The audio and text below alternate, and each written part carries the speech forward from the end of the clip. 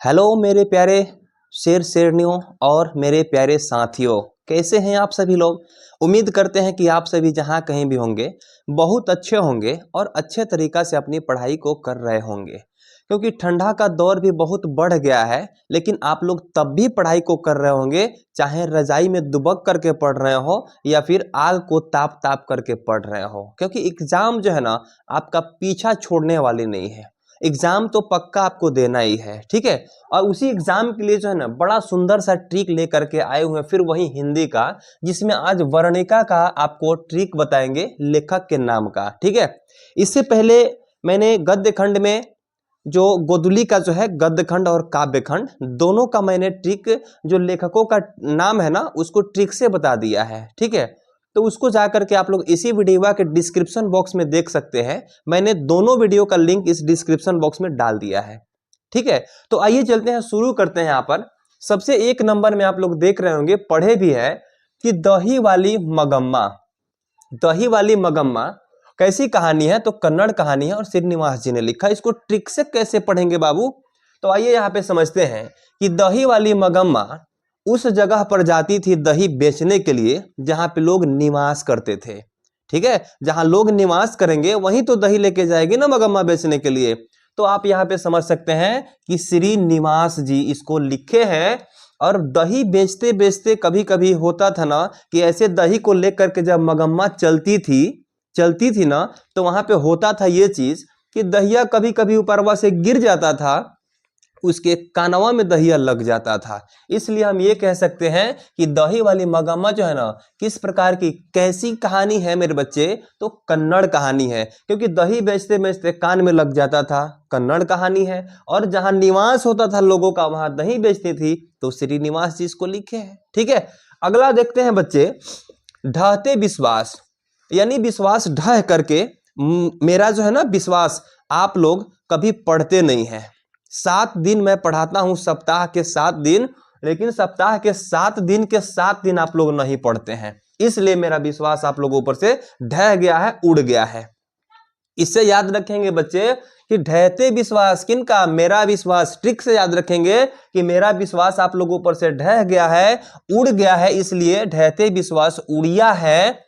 और मैं 7 का 7 दिन पढ़ाता हूं, लेकिन आप लोग 7 दिन भी नहीं पढ़ते हैं, इसलिए मेरा विश्वास आप लोग पर से ढह गया है, उड़ गया है मेरा विश्वास। इसलिए ढहते विश्वास उड़िया और 7 कोड़ी होता, क्योंकि 7 दिन यहाँ पे 7 होना चाहिए। 7 दिन मैंने पढ़ाया, लेकिन आप 1 दिन भी नहीं पढ़े, ठीक है। तो मैंने कितना दिन? 7 दिन पढ़ाया। अगर आप नहीं पढ़े तो मेरा विश्वास आपसे ढह गया, उड़ गया, है ना।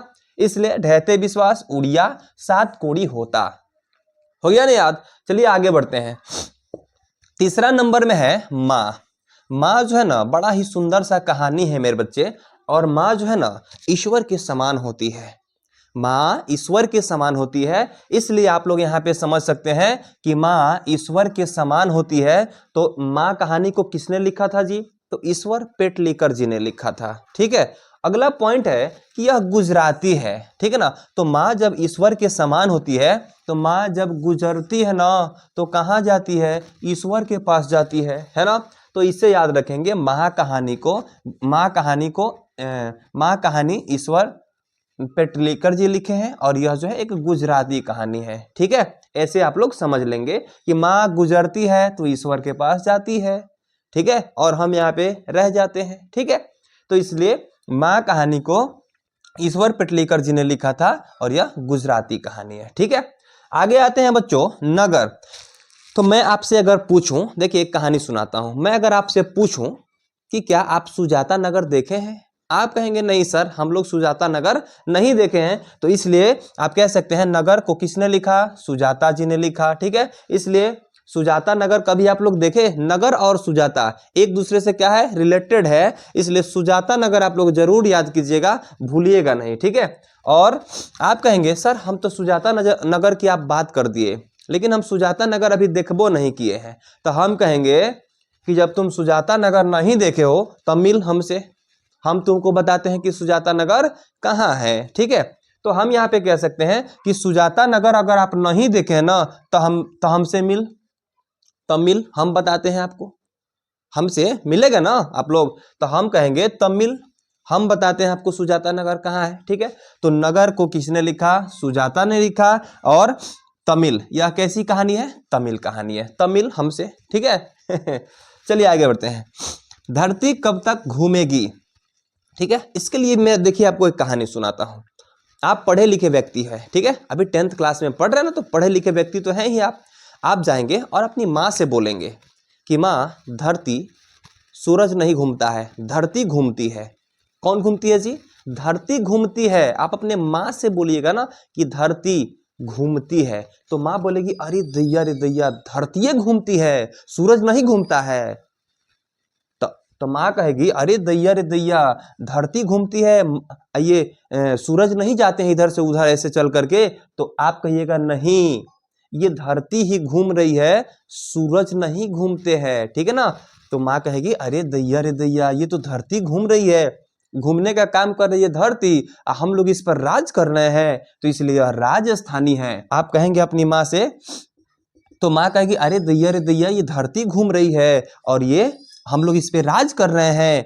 तो सही में माँ, हम धरती पे हैं, धरती घूम रही है और हम लोग इस पे राज कर रहे हैं। तो राजस्थानी कहानी है। और धरती घूम रही है किसने लिखा है? तो सांवर दैया जी ने लिखा है, ठीक है। तो प्यारे बच्चों, इस प्रकार से आप लोग इसको 2 बार, केवल अगर 2 बार देख लेते हैं ना, तो इसको आप पूरा जीवन भर नहीं भूल सकते हैं इस कहानी को। और इस कहानी, जितना भी कहानी है, इसको और इसके लेखक को आप लोग पूरा जीवन भर नहीं भूल सकते हैं। ये मेरा वादा नहीं, आपसे दावा है, ठीक है। तो इसको केवल आप लोग 2 बार जरूर देख लीजिएगा। बाकी का जो 2 पार्ट्स है, गद्य खंड और काव्य खंड, उस वीडियो का भी लिंक मैंने इसी के डिस्क्रिप्शन बॉक्स में दे दिया है, आप लोग जा करके उसको भी देख लीजिएगा, ठीक है। तो चलिए प्यारे बच्चों, फिर मिलते हैं किसी बड़ी ही दमदार टॉपिक के साथ। तब तक सभी प्यारे बच्चों को मेरे तरफ से इस वीडियो को देखने के लिए बहुत बहुत धन्यवाद और गुड बाय।